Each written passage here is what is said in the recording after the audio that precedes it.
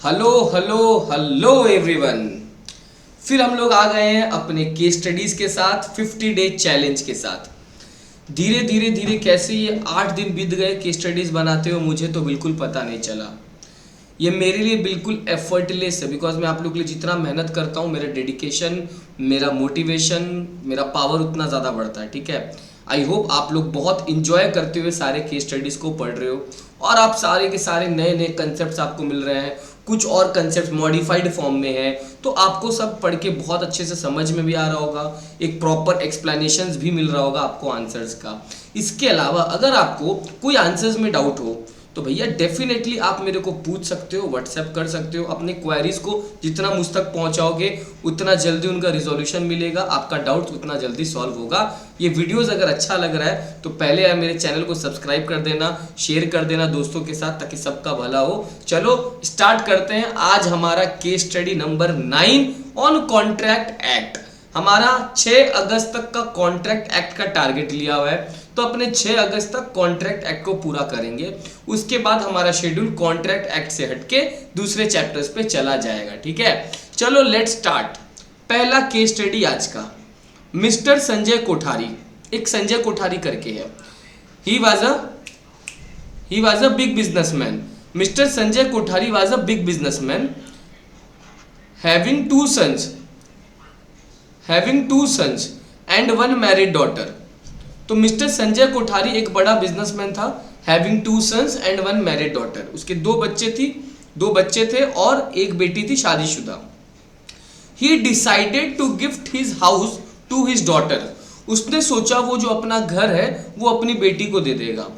For this purpose he called his lawyer at his house. उसने इसके लिए अपने लॉयर को घर पे बुलाया and made a return document for such gift. तो वो जो गिफ्ट ट्रांसफर करने वाला है, अपना प्यारा सा आलिशान सा घर अपनी बेटी को ट्रांसफर करने वाला है, उसने लॉयर को बुलाया और उसके बाद वो रिटर्न डॉक्यूमेंट जो है वो गिफ्ट के तौर पे अपनी बेटी को ट्रांसफर करने के लिए सोचा। तो रिटर्न डॉक्यूमेंट बनवा लिया उसने। Sorry, the lawyer advised him to get the transfer document properly registered. Lawyer ने उसको एडवाइस दिया, आपने रिटर्न तो करवा लिया मगर उसको रजिस्टर भी करा लो। लॉयर ने एडवाइस दिया, अरे सर संजय जी आपने रिटर्न तो करवा लिया मगर उसको रजिस्टर भी करवा लो। जब लॉयर और संजय जी जा रहे थे रजिस्ट्रेशन के लिए, दे मेट एन एक्सीडेंट। उनका हो गया एक्सीडेंट, स्वाहा, एंड बोथ डाइड। दोनों स्वर्गवास चले गए, प्यारे हो गए भगवान को। Later the daughter found the document. उसके बाद वो डॉटर को डॉक्यूमेंट मिला and claim the house on the basis of that document. Daughter को डॉक्यूमेंट मिला और डॉटर जो है वो हाउस क्लेम करना चाहती है, क्योंकि उसके पिता रहे नहीं, लेकिन पिता का इरादा तो था कि वो घर किसको मिल जाए, डॉटर को मिल जाए। Right, explain whether she can get the house as gift under the provisions of Indian Contract Act 1872। क्या लगता है वो घर जो है वो बेटी को मिल जाएगा क्या? क्या प्रोविजंस एप्लीकेबल होंगे, उस पे दिमाग लगाओ कि कौन सा प्रोविजंस लागू होगा, किस प्रोविजंस के बेसिस पे उसको मिलना चाहिए या नहीं मिलना चाहिए। जल्दी जल्दी सोचो, जल्दी जल्दी। देखो, section 25 of the Indian Contract Act 1872 provides that an agreement made without consideration is valid. Sir, gift के लिए चल जाएगा, गिफ्ट में कंसिडरेशन हो नहीं हो चल जाएगा, यस सर नो। तो अग्रीमेंट विदाउट कंसिडरेशन वैलिड तो है, मगर भैया रिटर्न भी होना चाहिए और रजिस्टर्ड भी होना चाहिए। ये इंडियन कॉन्ट्रैक्ट एक्ट में लिखा हुआ है कि अगर कंसिडरेशन नहीं है चल जाएगा, लेकिन वो रिटर्न होना चाहिए और वैलिड होना चाहिए, रिटर्न होना चाहिए और रजिस्टर्ड होना चाहिए, और वो contract natural love and affection के बेसिस पे होना चाहिए। किस बेसिस पे होना चाहिए? Natural love and affection. तो देखो यहाँ पे नेचुरल लव एंड अफेक्शन तो है बेटा, पिता और बेटी का रिश्ता जो है वो नेचुरल लव एंड अफेक्शन पे बेस्ड तो है, बिल्कुल है सर। लेकिन क्या वो रिटर्न था? हाँ सर, रिटर्न तो था। क्या वो रजिस्टर्ड था क्या? The answer is no sir, वो डॉक्यूमेंट तो रजिस्टर्ड नहीं हो पाया। क्यों नहीं हो पाया? बिकॉज जब लॉयर और संजय कोठारी जा रहे थे उसका रजिस्ट्रेशन करने के लिए, तो भैया उनका एक्सीडेंट हो गया, तो रिटर्न तो था मगर रजिस्टर्ड नहीं था। यस और नो?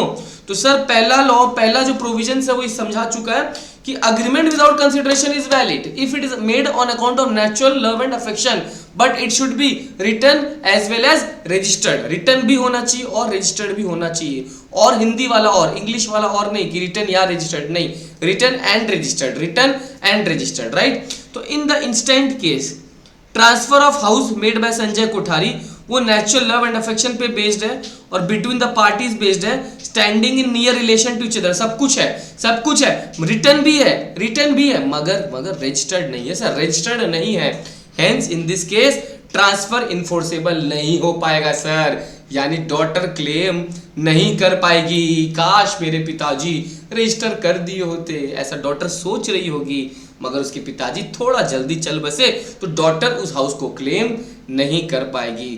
था ना बड़ा ही मस्त केस स्टडी। तो यहाँ से आपने क्या सीखा सर कि agreement between the parties who are in close relation to each other, it means natural love and affection is valid, but it should be written as well as registered, right. But इस case में sir written तो था मगर registered नहीं था। Come on guys, समझा क्या, जल्दी से समझा क्या? Very very very good. चलो सर, तो इसमें हमने पहले प्रोविजंस बताया, फिर उसके बाद फैक्ट्स बता दिया, और लास्ट में सर यहाँ पे आप कंक्लूड जरूर से कर दोगे, यस और ये रहा कंक्लूड सर, सो ये रहा conclusion part. Hence in this case transfer is not enforceable because daughter जो है वो घर नहीं ले सकते as a gift, because return तो है मगर रजिस्टर्ड नहीं है। चलो बेटा, number two mister Ayush the employer, Ayush है एम्प्लॉयर, और उसने अपने एम्प्लॉय बॉबी को सेल इंड्यूस किया कि भैया 1 रूम फ्लैट बेच दो मेरे को at less than market value, तो तुमको प्रमोशन मिल जाएगा। मिस्टर आयुष बॉस ने अपने एम्प्लॉय को इंड्यूस किया, किसको? बॉबी को। बोला ए सुनना, तुझे प्रमोशन चाहिए, अपुन देगा तेरे को प्रमोशन, मगर तेरे को अपना जो घर है वो मेरे को 1 रूम का जो फ्लैट है वो बाजार में जो मार्केट वैल्यू तो दूसरे को देता है उसमें ना दे के कम में दे दे, ठीक है। Mister Bobby sold the flat to mister Ayush, mister Bobby ने ये सोच के बेच दिया मिस्टर आयुष को, right. Later on mister Bobby change his mind and decided to sue mister Ayush, बाद में मिस्टर बॉबी अपनी विचारधारा को बदल देते हैं और मिस्टर आयुष को सू करते हैं। तो examine the validity of the contract as per the provisions, क्या ये सू किया जा सकता है? मिस्टर आयुष को सू किया जा सकता है क्या मिस्टर बॉबी अपने मालिक को सू कर सकता है क्या लगता है? वीडियो पर पॉज करके जल्दी से बताओ ना, कमेंट ही कर दो कम से कम कि सर मैंने वीडियो पॉज किया था और ये कमेंट किया। जल्दी से सोचो, जल्दी क्या आया आंसर बच्चों? कुछ याद आया क्या? Free consent, voidable contracts, coercion, miss representation, undue influence. क्या अनड्यू इन्फ्लुएंस? यस, ये कॉन्ट्रैक्ट अनड्यू इन्फ्लुएंस का है सर।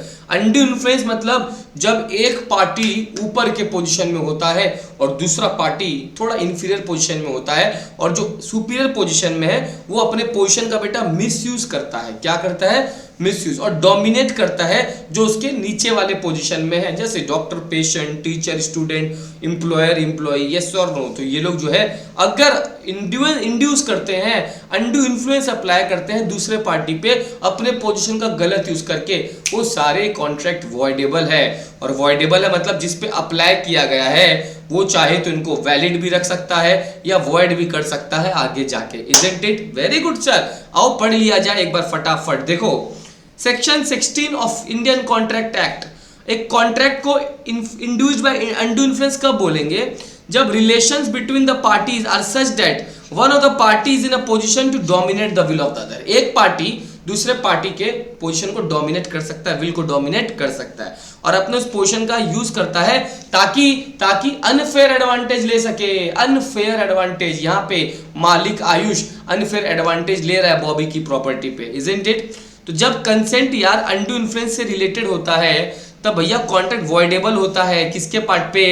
जिस पे अप्लाई किया गया है, यानी मिस्टर जो बॉबी है उसके लिए वो वॉइडेबल कॉन्ट्रैक्ट है। क्या है सर? Voidable contract, right. देखो क्या लिखा है, hence the contract between mister Ayush and mister Bobby is voidable. Mister Bobby चाहे तो उसको सेट असाइड कर सकता है, यस सर नो, बाद में चाहे तो।